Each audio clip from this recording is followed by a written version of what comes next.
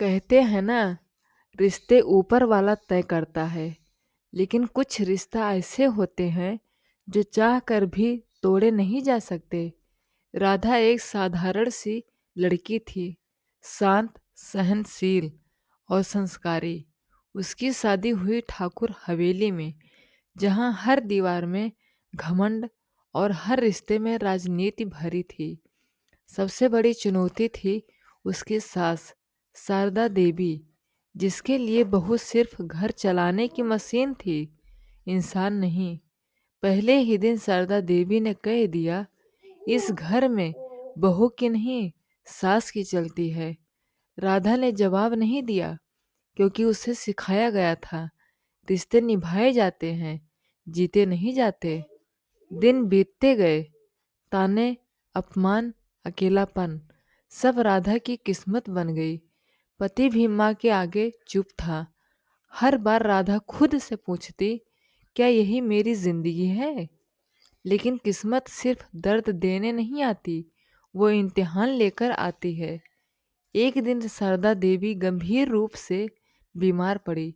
पूरा घर दूर खड़ा था, डर और स्वार्थ के साथ। लेकिन राधा वही राधा, जिसे कभी बहू माना ही नहीं गया। वो रात रात भर जागी, दवाइयाँ दी, आंसू छुपाकर सेवा करती रही। जब शारदा देवी की आंख खुली, तो पहली बार उन्होंने राधा को बहू नहीं, बेटी की तरह देखा। कमजोर आवाज में बस इतना कहा, शायद यही किस्मत का बंधन था, जिसे मैं समझ नहीं पाई। उस दिन के बाद घर वही था, लेकिन रिश्तों की परिभाषा बदल चुकी थी।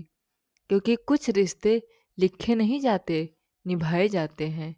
शारदा देवी की बीमारी के बाद घर में सब कुछ बदला सा लग रहा था, लेकिन घर की सोच अब भी पूरी तरह नहीं बदली थी। राधा को लगा था, शायद अब उसे अपनाया जाएगा, लेकिन किस्मत के इम्तिहान अभी खत्म नहीं हुए थे। शारदा देवी ने सबके सामने कहा, राधा ने मेरी जान बचाई है।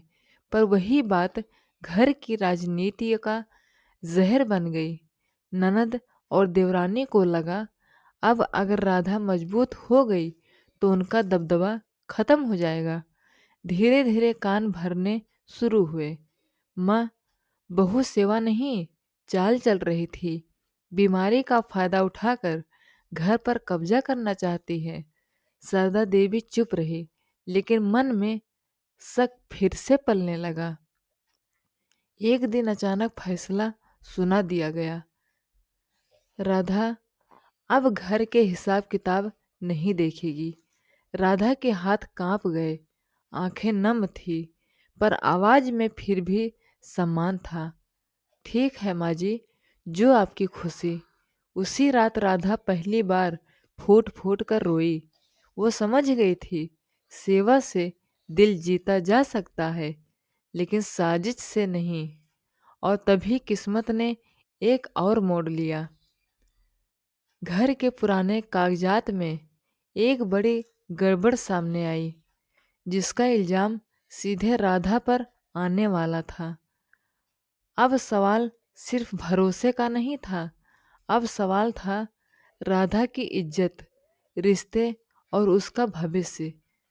क्या शारदा देवी इस बार सच और साजिश में फर्क कर पाएंगी, या फिर किस्मत का बंधन टूटने ही वाला है?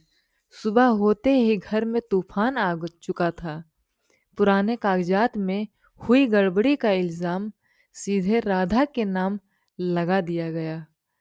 शारदा देवी की आंखों में सवाल थे और घर वालों की नजरों में फैसला। ननद ने तेज आवाज में कहा, माँ हमने पहले ही कहा था, ये सब उसकी चाल है। राधा चुप खड़ी थी, क्योंकि जो सच होता है वो अक्सर शोर नहीं करता। शारदा देवी ने कांपती आवाज में पूछा, राधा क्या ये सच है? उस एक सवाल ने राधा का दिल तोड़ दिया, लेकिन उसने रोते हुए भी सिर झुकाया नहीं। बस इतना कहा, अगर मैंने कुछ भी गलत किया हो तो सजा मुझे मंजूर है, लेकिन झूठ नहीं। तभी घर का सबसे पुराना नौकर आगे आया। हाथ में वही फाइल थी जिसे सच से छुपाया जा रहा था। उसने कहा, मालकिन, ये कागज राधा बहू के आने से कई साल पहले बदले गए थे। कमरे में सन्नाटा छा गया। ननद के चेहरे का रंग उड़ चुका था। साजिश का पर्दा धीरे धीरे उठ रहा था। शारदा देवी की आंखों से पहली बार आंसू गिरे। उन्होंने राधा का हाथ थामा और कहा, आज अगर तू नहीं होती तो मैं अपनी ही बहू को खो देती।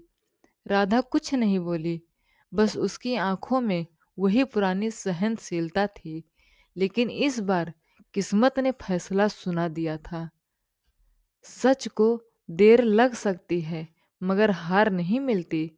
अब घर में शांति थी, पर रिश्तों की दरारें पूरी तरह भरी नहीं थी, क्योंकि हर कहानी का अंत नहीं होता। कुछ कहानियाँ अगले इम्तिहान की तैयारी होती है। सच सामने आने के बाद शारदा देवी ने सबके सामने कहा, गलती मेरी थी, मैंने बहू को नहीं बेटी को परखा। ननद की आंखें झुकी थी और घर की राजनीति खामोश हो चुकी थी। राधा ने बदले में कोई शिकायत नहीं की, बस इतना कहा, रिश्ते निभाने से बड़े होते हैं, तोड़ने से नहीं। उस दिन राधा को हक नहीं, सम्मान मिला, क्योंकि किस्मत का बंधन दर्द से गुजर कर भरोसे में बदल चुका था।